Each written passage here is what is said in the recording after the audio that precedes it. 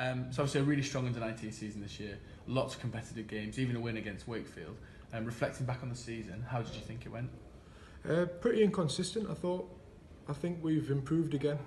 We've certainly, like we say, we won the two games, one at Wakefield, one down at London, which was decent. But and we had a chance to win quite a few more. We ran Hull close twice, Cass close, Wakey away. We ran Huddersfield and Saints pretty close as well, within a couple of scores there as well. So we had some really decent performances, some pretty inconsistent ones as well, and I think that's the biggest learning curve for that group of players going forward, is from a team perspective.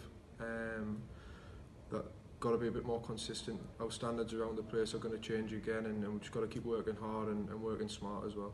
From an overall point of view, in terms of academy, the most successful year we've ever had.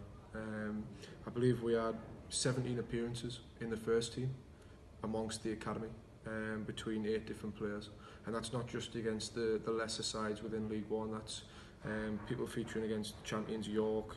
We had people feature against Oldham, Doncaster, Hunslet. So some of the real top sides, and not once when we put an academy lad in did they look out of place or did they struggle at all. So that's really positive for us.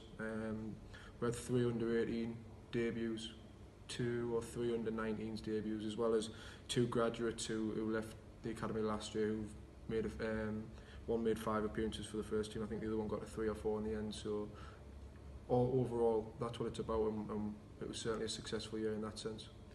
You say a lot of academy got first team opportunities. 3 in particular, Dan Coates, Kieran Hudson and Jed Charlton, have all been offered a first team contract. How do you think they will fit in that environment now that this squad has expanded with such experience and such size? I think all 3 have got the potential to really kick on, and not just to be a big part of that squad, to really have an impact in it and to play regularly.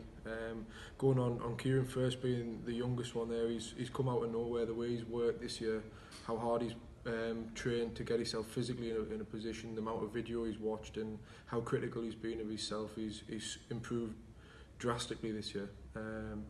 On his first involvement with the first team in a training session, he probably had the best first training session that we've ever seen from an academy lad stepping up.